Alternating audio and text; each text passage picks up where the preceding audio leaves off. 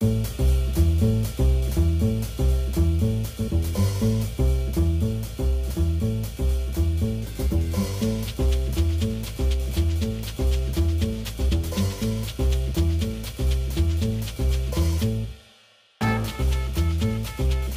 poder del jefe y la autoridad del líder. Este será nuestro tema en los siguientes minutos. Hablamos en otro programa anterior del liderazgo, pero muchas cosas se quedaron sin explicar, sin hablar. Y yo creo que, por supuesto, este tema da para mucho más. Y por eso hemos vuelto a invitar en esta ocasión a Olimpia Mozo. Ella es directora de equipos y formadora de directivos en centros educativos. Bienvenida. También está con nosotros Laura Postigo, asesora educativa y familiar, también en escuelas de padres, de centros educativos. Bienvenida. Muchas gracias, Isabel. Y Marta López Jurado, profesora de educación en la UNED. Bienvenida, Marta. Gracias, Isabel. Hablamos del poder del jefe y de la autoridad del líder. Primero, recordar, porque aunque lo hablamos, yo creo que mucha gente, por supuesto, no nos ha escuchado en su momento, lo que es un líder, porque hablábamos de cualidades y hablamos de que a veces confundimos, por eso el título, lo que es ser jefe con lo que es ser líder. Bueno, el jefe, antes decíamos que el jefe tiene un puesto, ¿no? Y desde ese puesto puede doblegar voluntades, es decir, esto lo vas a hacer porque yo quiero que lo hagas, ¿no? La situación de la persona que es mandada así es una situación muy dura. Y también le voy a dar al jefe lo justo. Es decir, tú me pides esto, yo te doy lo justo.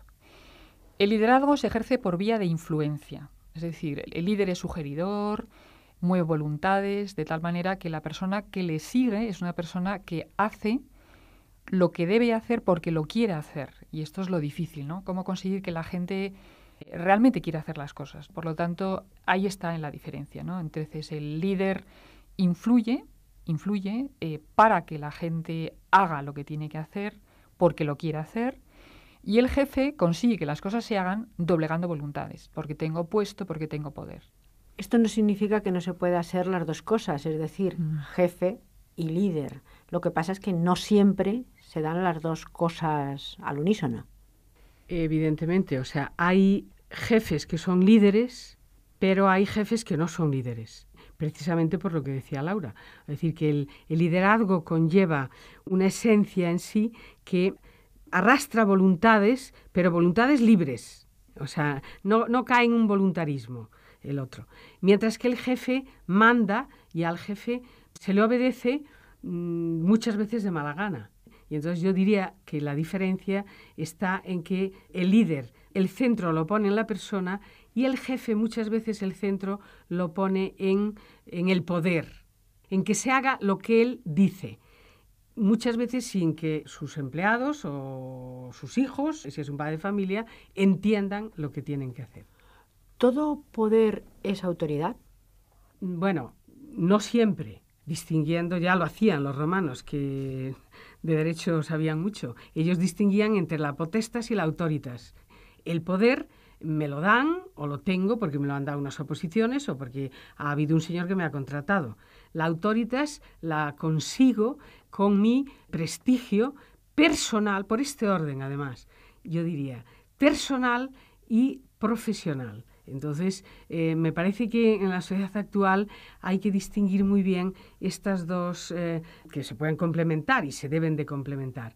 Una persona que tiene poder, pero además tiene autoritas. Y claro, el poder empieza en un momento y termina en otro momento. La autoritas no termina nunca. ¿Por qué? Porque va contigo. Entonces, lo llevas incorporado, quieres hacer el bien siendo tú bien también, buena persona, buen profesional, y entonces eso va contigo a donde estés. Da lo mismo que tengas un puesto que tengas otro.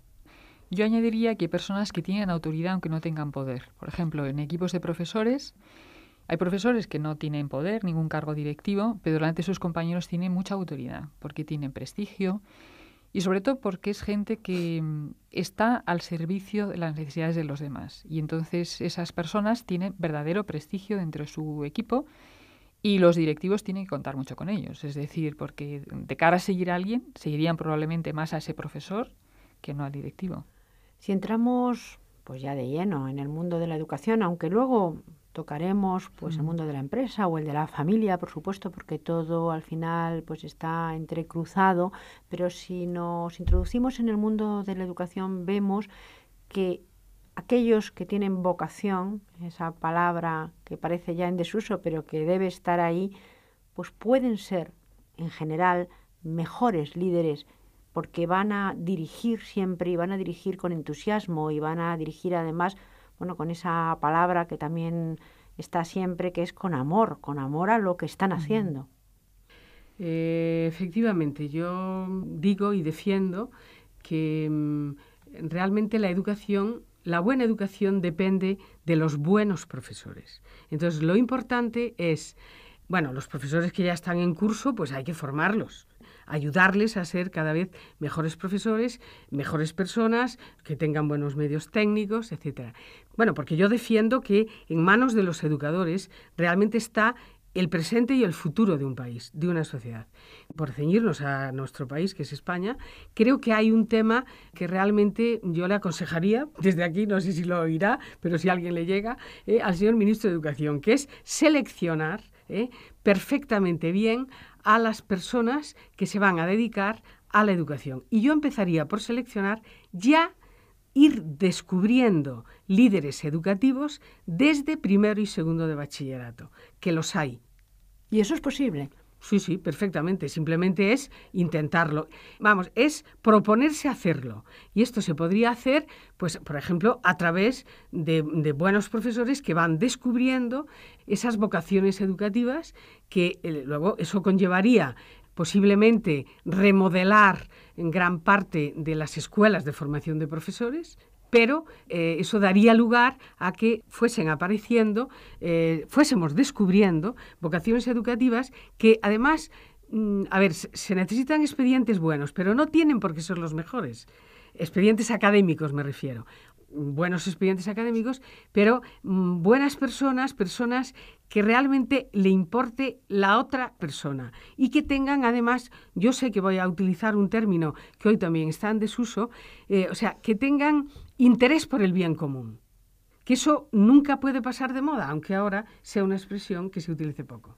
Bueno, yo he preguntado que si era posible. Claro que es posible. Si se puede descubrir a un futbolista desde que es un niño o se puede descubrir otras muchas cosas. Y no solamente se puede, sino que se intenta. O un nadador. Sobre todo en el deporte esto se da mucho. ¿Cómo no? Aquel que tenga interés en el otro, pues puede ser muchas cosas. Y sobre todo profesor y educador. Hasta ahora hemos hablado de la vocación para la enseñanza, ¿no? ¿Cómo se podría reconocer que una persona tiene vocación para la enseñanza, ¿no? Desde mi punto de vista, cuando una persona tiene capacidad de ayudar, y eso realmente le llena, es decir, que hay gente que sabe que puede ayudar a los demás y lo consigue. Y eso, aunque uno sea muy pequeño, pues lo descubre y lo sabe. Eso podría ser común con actividades como la medicina, por ejemplo, la enfermería, la fisioterapia, personas que también quieren ayudar. Estoy segura que Laura lo ha utilizado en ese sentido, pero a lo mejor, con vistas a nuestros oyentes, sería bueno distinguir entre lo que es enseñar y lo que es educar. Yo soy gallega y en mi tierra se habla de los enseñantes. Hoy hacen falta, desde mi punto de vista, educadores que sepan enseñar, que sepan educar, que sepan querer, porque si solo nos centramos en enseñar, hoy realmente dándole a una tecla, el alumno tiene acceso a todo tipo de contenidos. Entonces, se necesita gente que se entusiasme por educar, que es evidentemente lo que decía Laura, que es enseñar, pero también ayudar a sacar de cada tú el mejor tú, que es educar. Y entonces se necesita eso que Laura incidía también, que es el servir a los demás, el estar pendiente de los demás, etcétera. Estamos hablando de educación, estamos hablando de liderazgo, sobre todo también de profesionales en este caso, o los que vayan a ser profesionales. También aquí hay que tratar el tema de la familia, del padre, de la madre o del padre, da lo mismo, en el sentido de que es un todo y todos deben estar pues en bastante acuerdo, en lo máximo posible, porque si no, mal vamos en la educación. Es decir, cuando hay enfrentamientos entre pues el centro educativo o el profesor y los padres, con el alumno en medio, pues esto se puede convertir no solamente en que nos enseña a ser líder, sino en que nos enseña a ser persona. Es muy importante para un padre y una madre saber a dónde van con sus hijos. Se casan y conjugan unos otros, y ahí pues todos los bienes son gananciales. Tienen que saber que sus hijos no pueden percibir que uno y otro se quitan la autoridad, sino que ambos se la refuerzan para afianzar en su hijo esos principios que están detrás de las indicaciones. Esto es muy importante. Yo supongo que, bueno, esto claro es el ideal, y el ideal también sería que en este acuerdo entre los padres también estuviera el acuerdo con los profesores siempre y a lo largo de toda la vida educativa del hijo. Pero la realidad es que esto no siempre se da y, bueno, igual que partíamos antes de un algo habrás hecho y el profesor siempre tiene razón, que era, bueno, así. Sin embargo, quizá ahora los principios de autoridad se van quitando de unos a otros. ¿Esto cómo se puede conjugar? Hay una palabra que no ha salido todavía, que a mí me parece muy importante, que es la palabra respeto. Pienso que el respeto está en la base del amor. Si los padres enseñan a respetar a los hijos, esos padres también hablarán bien de los profesores, porque respetarán a los profesores, ¿no? Y esos hijos están educados en el respeto a los demás. Entonces, un padre da respeto, es decir, o sea, que el padre también tiene que respetar a un hijo en su manera de hablar, en su manera de dirigirse a él, ¿no? Esos hijos educados en el respeto, unos padres que respetan al mundo que le rodea, el mundo profesional, el mundo educativo, el que sea, van a ser respetuosos con él, ¿no? Y yo creo que ahí está parte de esa unar voluntades. O sea, yo creo que fundamentarlo en el respeto mucho. El respeto como base de la vida familiar, de la vida educativa, pero también de la vida en la calle con los amigos y, por supuesto, luego cuando uno crece, pues de la empresa o allí donde vaya. Efectivamente, es que los hijos son de los padres. Yo esto lo suelo repetir, porque en los tiempos que corren a veces trasladamos sin querer las responsabilidades al centro educativo. Eso no puede ser. Los primeros educadores son los padres y los profesores ayudan a los padres. Si realmente hay una coordinación que debe de haber entre la familia y el colegio, entonces esos valores, como puede ser el respeto, como puede ser cualquier valor, cualquier virtud, que ahora también es una palabra que realmente no se utiliza, y yo creo que no se hace bien desde mi punto de vista, porque la virtud es una fuerza que fortalece fundamentalmente a la voluntad. Y entonces hay una serie de virtudes como son las de toda la vida, la templanza, que podríamos hablar mucho de eso, o sea, la cantidad de cosas que tienen hoy los niños, porque muchas veces los padres le dan cosas. Yo recuerdo una alumna hace muchos años que me quedé impresionada porque me dijo: mi padre a mi hermano y a mí nos da cosas, pero no está él. Claro, el dar cosas y no dar tiempo a veces. La verdad es que no es fácil conjugar muchas veces la vida familiar con la vida profesional. Ahí estamos siempre como en una lucha. La incorporación también, supongo, de la mujer a la vida laboral de una manera plena, pues hace también sentir estas culpabilidades de no estar y estar, que sería otro programa y otro problema. Bueno, yo sí que le diría a los padres que no se trata de echarse la culpa. Se trata de pararse, pensar un poquito y decir, bueno, ¿qué más puedo hacer yo? Porque a lo mejor en lugar de llegar a las 8 de la tarde a casa, pues puede llegar a las 7:30. Puede parecer que media hora no es, pero es lo suficiente para que cuando el niño vuelva del colegio o la niña, pues no se pierda en el horizonte aquella pregunta que hacíamos todos cuando llegábamos a casa y éramos niños. ¿Dónde está mamá? ¿No está mamá? Bueno, pues es verdad que la mujer debe de trabajar fuera de su casa, si es eso es su objetivo o uno de sus objetivos, y a mí me parece muy bien. Pero efectivamente hay que intentar compaginar dedicando un tiempo de calidad. Es verdad que el primer índice de la calidad es la cantidad. Recuerdo yo una persona que lo decía, pero bueno, saber compaginar una cosa con la otra y que los padres no se pongan nerviosos, pero que dediquen tiempo a sus hijos, escucharles, hablar con ellos, saber a dónde van, pero que se lo digan ellos. En fin, sería muy largo de contar. Y volviendo, pues en estos últimos minutos al tema del liderazgo, Hemos dicho que ya desde la escuela se pueden formar formadores, o profesores o educadores, pero igual que se puede formar médicos o ingenieros o veterinarios o actores. Es decir, en cualquiera de estas profesiones o cualquier profesión que esta persona luego vaya a ejercer, se puede ser líder y de alguna manera hay que encaminar para por lo menos educar en estos valores.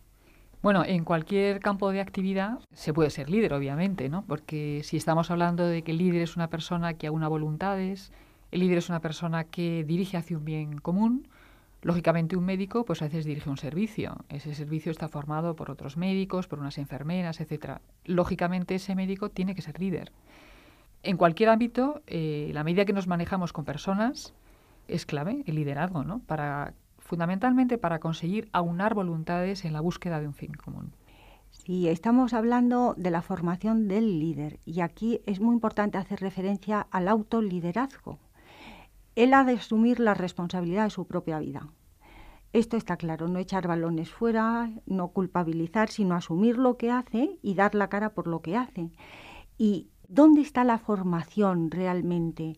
En transmitirle un modelo de decisión donde se unifica todos los bienes que uno quiere alcanzar.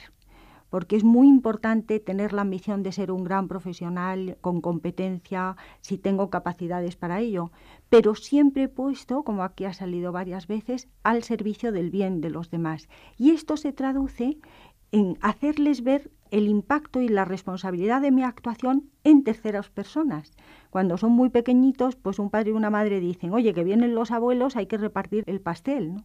Cuando son más mayores, hay que enseñarle que esa acción que él ha hecho tiene una repercusión en fulanito, que ha hecho mal a menganito, ayudarle a abrir los ojos en su responsabilidad en terceras personas.